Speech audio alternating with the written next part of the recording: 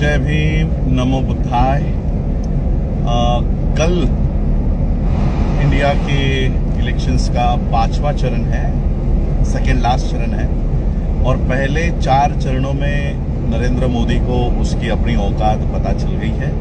अब वो लोग 400 पार का दावा नहीं कर रहे हैं, उनको पता चल चुका है कि हमारी अब हैसियत क्या है। मैं भारत के लोगों को और खास करके महाराष्ट्र के लोगों के लिए ये मैसेज देने के लिए लाइव आया हूँ।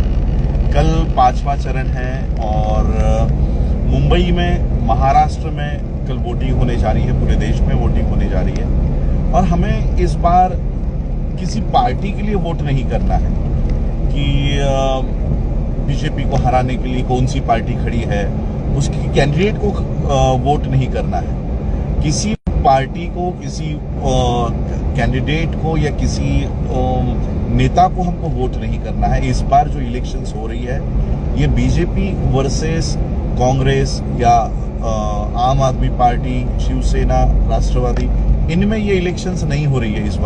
इस बार ये इलेक्शंस हो रही है BJP versus we the people of India. हम भारत के लोग उनके खिलाफ आज बीजेपी के खिलाफ खड़े हैं। पिछले 10 सालों में इन्होंने भारत में पब्लिक सेक्टर जो है वो सारे बेच दिए हैं और 2 सालों में सारी सरकारी नौकरियां खत्म होने वाली हैं। स्कॉलरशिप्स बंद कर दिए गए हैं। न्यू एजुकेशन पॉलिसी से हर स्टेट में एजुकेशन जो है वो स्टेट लैंग्वेज में दिया जाने वाला है। आज मैं इटली में हूँ, इटली में आने के लिए आपको इटालियन भाषा आनी चाहिए, इंग्लिश भाषा आनी चाहिए। वो हमको अपने राज्य के बाहर जाने के भी लेवल का नहीं छोड़ने वाले हैं। तो ये सारी जो पॉलिसीज बीजेपी ने की है ये भारत के लोगों के खिलाफ है और इसलिए हम लोगों को जब वोट देने जाना है तो हमें हर वो पार्टी, हर वो कैंडिडेट जो बीजेपी को हरा सकता है, ऐसे व्यक्ति के साथ हमको खड़े रहना है और हमारे जो वोट्स हैं वो डिवाइड नहीं होने देने हैं।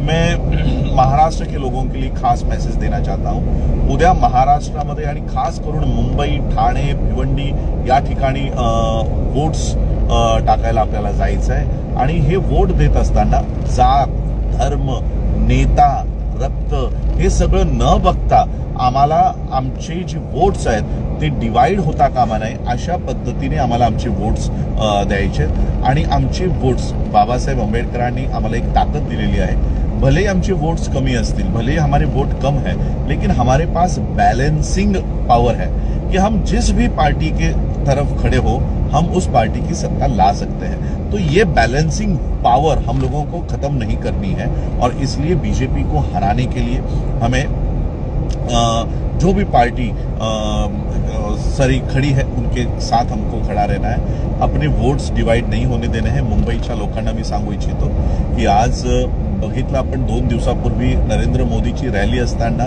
मुंबईमध्ये जेवढ्या एक 14 लोकांची हत्या झाली असताना तो त्याच्यावर एक शब्द बोलत नाही, संवेदना जाहीर करत नाही। तिथेच तो हार्दिक पांड्याची करंगळी लागली म्हणून एक पानाचं ट्विट करतो, अक्षय कुमारची आई मेल्यानंतर एक पानाची संवेदना व्यक्त करतो, पण 14 लोक जी होर्डिंग खाली चिरडून मारली गेली अशा लोकांसाठी एक शब्द तो कालच्या रॅलीमध्ये बोलत नाही। आमच्या लोकांना डांबून ठेवलं जातं। कारण मी एक मुंबईकर आहे, मुंबईमध्ये प्रवास करतो, लोकल ट्रेनने, मेट्रोने प्रवास करतो।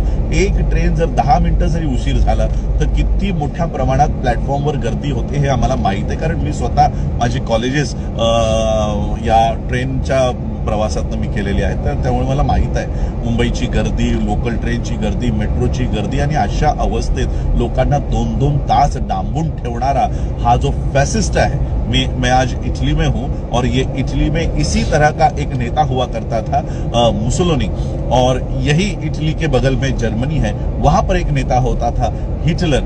ये भी लोग अपने रैली में इसी तरह से लोगों को परेशान करते थे। 2-2 घंटे हम लोगों को वहां पर मौत के मुंह पर ये छोड़कर आया और एक शब्द वो वहां पर बोलता नहीं है।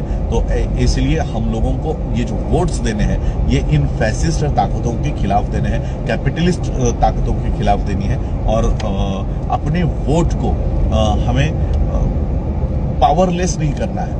हमारे वोट्स ऐसे लोगों के साथ खड़े करने हैं। इसलिए मैंने कहा कि हम इस बार ना तो उद्धव ठाकरे के लिए वोट करने वाले हैं, ना तो हम शरद पवार के लिए वोट करने वाले हैं, ना किसी अन्य जाति या धर्म के लोगों के लिए वोट करने वाले हैं। हम वोट, भारत के लोग जो वोट करने वाले हैं वो बीजेपी को सत्ता से हटाने के लिए, और चेंज दो टर्म्स दे दिए हैं हमने।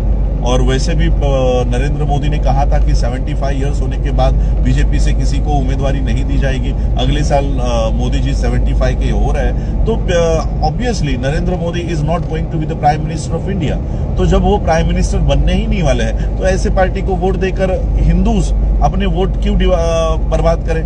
तो इसलिए मैं, चाहे वो किसी भी जाति के हो, धर्म के हो, हम लोगों को, क्योंकि परेशानी न्यू एजुकेशन पॉलिसी हिंदू मुसलमान देखकर नहीं लाई जा रही है, पब्लिक सेक्टर्स हिंदू मुसलमान देखकर नहीं लाई जा रही है, और प्रधानमंत्री हिंदू मुसलमानों के दुआएं दे रही है। तो इसलिए हम लोगों को अपने वोट्स, क्योंकि मैं भी अभी निकल पड़ा हूँ इंडिया में अपना वोट कास्ट करने के लिए, और इसलिए अपने वोट्स, मैं मुंबई के लोगों को कहूंगा, ये एक लास्ट ऑपॉर्च्युनिटी, एक शेवटची संधी आमच्या हातात आहे या सरकारला बदलण्याची।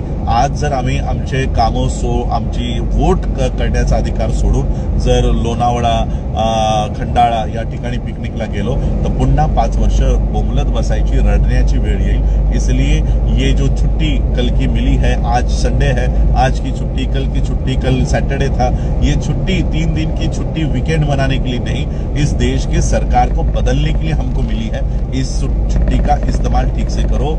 इसमें मैं इटली छोड़कर इंडिया आ रहा हूँ, आप इंडिया छोड़कर, मुंबई छोड़कर लोनावला, खंडाला पिकनिक मनाने के लिए मत जाइए, और अपने वोट का इस्तेमाल ठीक से करिए। बस यही बताने के लिए मैं लाइव आया था। आप लोगों ने मुझे सुना, उसके लिए बहुत बहुत आभार। जय भीम, नमो बुद्धाय।